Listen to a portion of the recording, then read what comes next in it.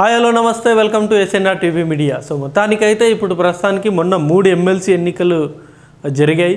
అందులో ప్రధానంగా ఎక్కువగా ఈ ఎమ్మెల్యే కోట ఎమ్మెల్సీ ఎన్నికల్లో కాంగ్రెస్ ఏకగ్రీవంగా ముగ్గురిని ఎన్నుకుంది. విజయశాంతి, అటు అద్దంకి దయాకర్, అలాగే వచ్చేసి ఒక ఎస్టీ కమ్యూనిటీకి సంబంధించిన నాయకుడిని. సో ఎప్పుడైతే ఈ ముగ్గురిని మొన్న ఎన్నుకుందో అప్పటి నుండి ఈ మినిస్టర్లు అవ్వాలి అని చెప్పేసి, లేకపోతే ఖచ్చితంగా త్వరలోనే ఈ మినిస్టర్ షఫలింగ్ ఉంటుంది, ఎక్స్పాన్షన్ ఉంటుంది అని చెప్పేసి చాలా జోరుగా సాగింది ఒక వార్త అనేది. సో దానికి సంబంధించిన ఆర్టికల్ ఇది. సో ఇప్పుడు చాలా హాట్ టాపిక్ అయిపోయింది తెలంగాణలో. ఎవరైతే కాంగ్రెస్లో సీనియర్ లీడర్లు ఉన్నారో వాళ్ళందరూ కూడా ఇప్పుడు ఈ మంత్రి పదవి మీదే ఆశలు పెట్టుకున్నారు.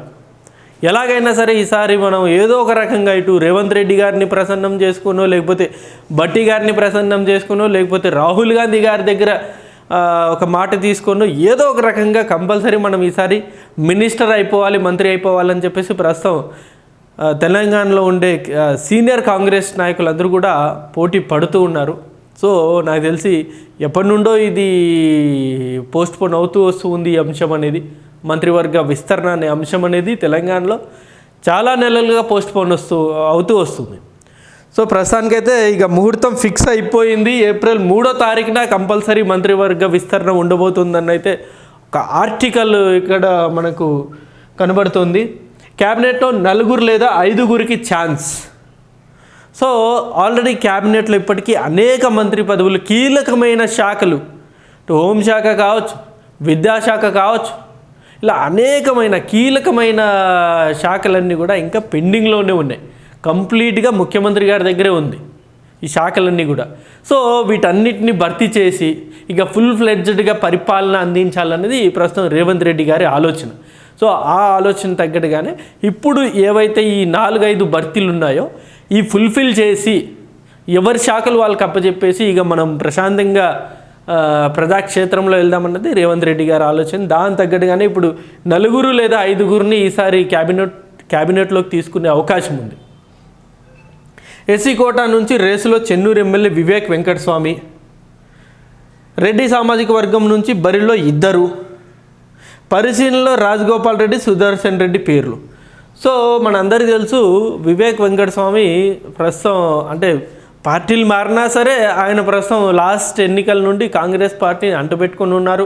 ఆయన కుమారుడు కావచ్చు, లేకపోతే వాళ్ళ బ్రదర్ కావచ్చు, వీళ్ళందరూ కూడా కాంగ్రెస్ పార్టీని, ముఖ్యంగా ఈ చెన్నూరు, మంచిర్యాల, చెన్నూరు ఈ నియోజకవర్గాల్లో కాంగ్రెస్ పార్టీని భారీ మెజార్టీతో గెలిపించడం జరిగింది. మనందరూ చూసాం. పోటీ చేసిన కుమారుడు ఎంపీగా గెలిచాడు. పోటీ చేసిన వివేక్ గారు కూడా చెన్నూరు నుండి గెలిచారు. వాళ్ళ బ్రదర్ కూడా గెలవడం జరిగింది. సో ఎప్పటి నుండో కాంగ్రెస్ పార్టీకి వీళ్ళు విధేయతగా ఉన్నారు కాబట్టి డెఫినెట్గా మాకు కూడా ఈసారి రావాల్సిందే అని చెప్పేసి కూడా వివేక్ గారు ఆల్రెడీ ప్రయత్నాలు అయితే మొదలెట్టేశారు ఆల్రెడీ. వాళ్ళని కలవడము, లేకపోతే సిఫార్సు, లేకపోతే ఆయనకున్న పరిచయాల దృష్ట్యా రాహుల్ గాంధీ గారి దగ్గర, ఎవరో ఒకరి దగ్గర కొంచెం ఆయన పేరు వచ్చేలాగా కృషి చేసి ప్రయత్నాలు చేసుకుంటే ఆయన సక్సెస్ అవుతాడని చెప్పేసి ఆయన రేస్లో ఉన్నారు. అలాగే రెడ్డి సామాజిక వర్గం నుండి 2 ఉన్నారు. ఒకరు రాజగోపాల్ రెడ్డి, ఒకరు సుదర్శన్ రెడ్డి, ఒకరు. అలాగే వచ్చేసి బీసీ కోటా నుంచి 2 అవకాశం. సో ప్రస్తుతం వచ్చేసి తెలంగాణలో బీసీకి చాలా కీలకమైన పదవులు ఇవ్వాలి. ఎందుకంటే బీసీలే అధిక సంఖ్యలో వాళ్ళు ఉన్నారు కాబట్టి వాళ్ళకే ఎక్కువ ప్రాధాన్యతను ఇవ్వాలన్నది రీసెంట్గా తెలంగాణలో జరుగుతున్న చర్చ. సో ఈ చర్చ దృష్ట్యా బీసీలు కాంగ్రెస్ పార్టీని నమ్మాలి, లేకపోతే కాంగ్రెస్ పార్టీని వాళ్ళు ఓన్ చేసుకోవాలంటే కంపల్సరీగా బీసీలకి ఎక్కువ సీట్లు అనేది కేటాయించాలి. సో ఈ 5 మంత్రి పదవుల్లో బీసీలకి అట్లీస్ట్ 2 అన్న ఇస్తే బీసీలు డెఫినెట్గా కాంగ్రెస్ పార్టీకి ఆదరిస్తారన్నది కాంగ్రెస్ పార్టీ ఒక స్ట్రాటజీ. సో అందులో భాగంగా ఈసారి ఎలాగైనా సరే 2 బీసీలు తీసుకోవాలన్నది ఒక ఆలోచన. విప్పుగా ఉన్న ఆది శ్రీనివాస్కు క్యాబినెట్లో బర్త్. సో ఆల్రెడీ ఈయన విప్పుగా ఉన్నారు, ప్రభుత్వ విప్పుగా. మరి ఆయన కూడా శతవిధాల ప్రయత్నాలు అయితే చేస్తారు. డెఫినెట్గా మంత్రి అవ్వాలన్నది ఎవరికి ఉండదు, ప్రతి ఒక్కరికి ఉంటుంది. సో ఆయన కూడా ఈసారి బెర్త్ ఎలాగైనా కన్ఫర్మ్ చేసుకోవాలని చెప్పేసి ఆయన కూడా ప్రయత్నాలను చేస్తున్నారు. ముదిరా సామాజిక వర్గానికి చెందిన వాకాటి శ్రీహరికి ఛాన్స్.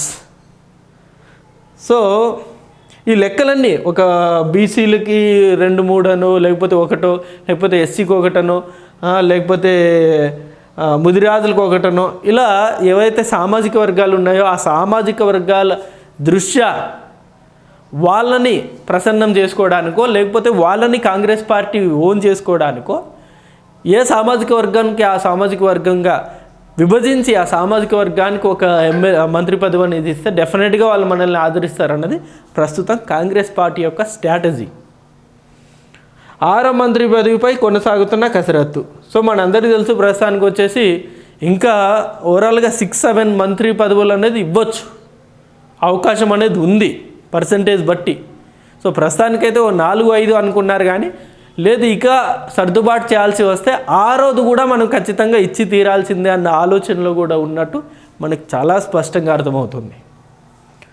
ముస్లింలక బంజారాలక కేటాయిస్తారన్నది ఉత్కంఠ.